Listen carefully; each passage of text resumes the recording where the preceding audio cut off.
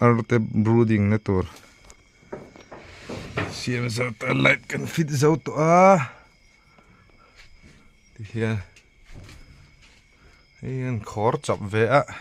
phải khát khó này chứ môi lâu khóc mày bà lu hay vậy thì khó khó nó do con hay cho môi về đâu hiền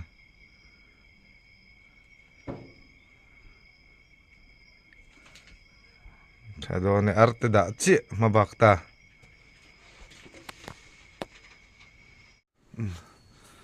thì hiện mấy hol gần phula chú dengan han mix le mấy hol này hiện mấy hol le balu raw dip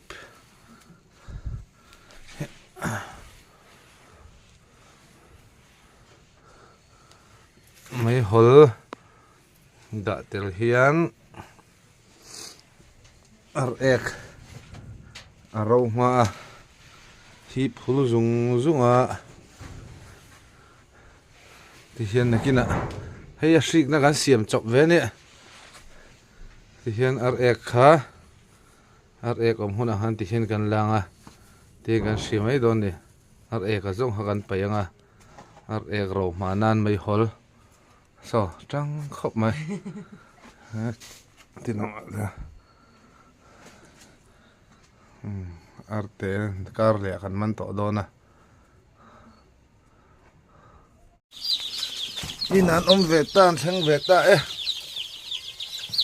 ta ai kan thil siam khan ne an hoi chu hay lun khop mai